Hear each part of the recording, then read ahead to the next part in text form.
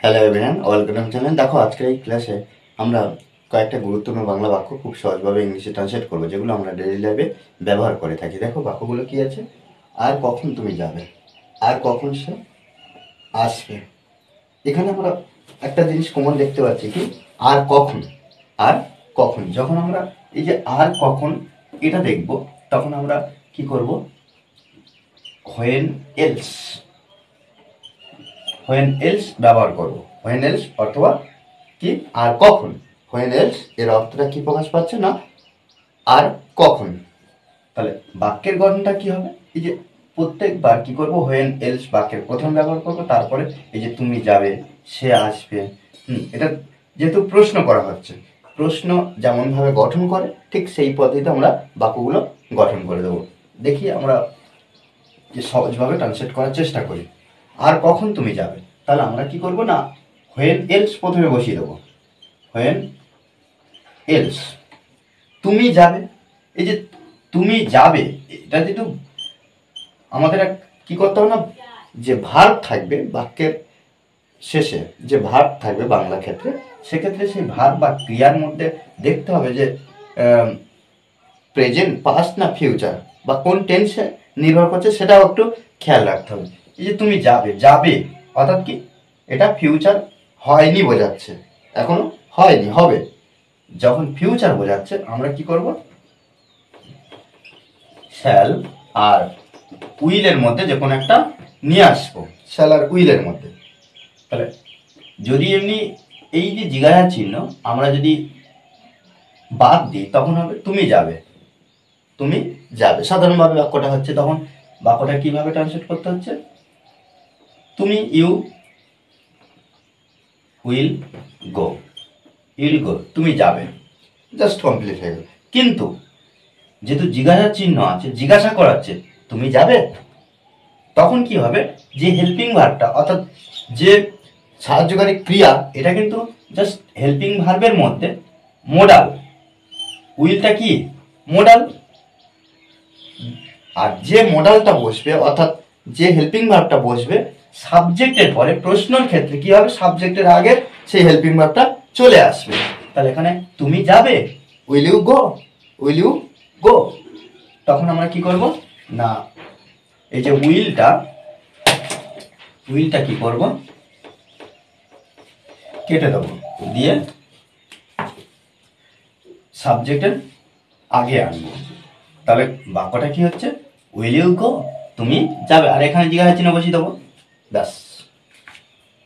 এইভাবে কিন্তু আমাদের একটা প্রশ্ন তৈরি হয়ে গেল। ওকে, তারপর বাক্যটা কি? আর কখন সে আসবে, আর কখন সে আসবে। একইভাবে কি, হোয়েন এলস, আর কখন সে আসবে। যদি সে আসবে ব্যবহার করি, সে ইংরাজি কি? হি, হি, সে আসবে। প্রশ্ন চিহ্ন কিন্তু আমি ভুলে যাচ্ছি, আছে কি এটা বাদ দিচ্ছে এখন। সে আসবে, হি উইল কাম। হলো।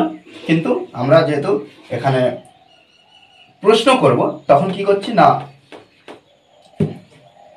উইলটাকে প্রথমে দেব। Will he come, will he কাম। আর এখানে জিজ্ঞাসা চিহ্ন, উইল হি কাম, সে আসবে।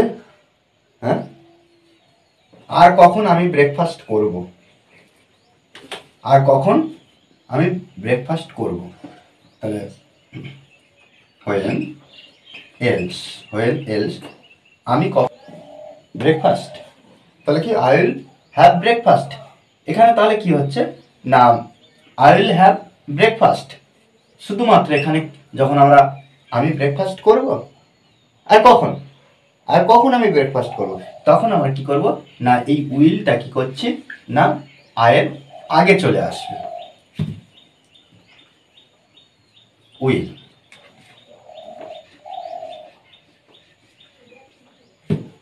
উইল আই হ্যাভ ব্রেকফাস্ট, জিজ্ঞাসা চিহ্ন।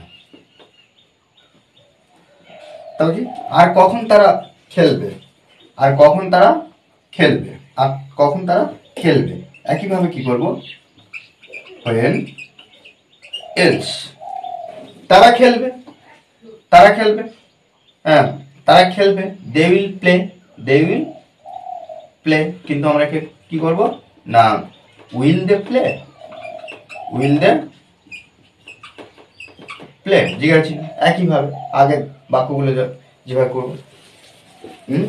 দেখো পরের ক্লাসে আমি প্রশ্নমূলক বাক্যের উপরে টোটাল একটা প্রশ্ন করলে, একটা বাক্যের উপরে যখন প্রশ্ন থাকবে কিভাবে সেই প্রশ্নটা ইংলিশে ট্রান্সলেট করতে হয় আমি ডিটেলসে আলোচনা করব। ইংলিশতে কথা বলতে গেলে, ইংলিশে বাক্য তৈরি করতে হলে, ইংলিশে ইমপ্রুভ করতে হলে আগে কিভাবে প্রশ্ন করতে হয়, how to make a question, হ্যাঁ কীভাবে প্রশ্ন তৈরি করতে হয় সেই পদ্ধতি আমাদেরকে শিখতে হবে। কারণ প্রশ্ন করতে জানলে স্পোকেন ইংলিশে 90% কাজ হয়ে যায়। ওকে, আর এই ক্লাসটি যদি ভালো লাগে অবশ্যই লাইক করবেন শেয়ার, আর যারা এখনো পর্যন্ত আমার এই চ্যানেলটি সাবস্ক্রাইব করেননি তারা অবশ্যই চ্যানেলটি সাবস্ক্রাইব করে পাশে থাকবেন। Okay, thanks for watching this video.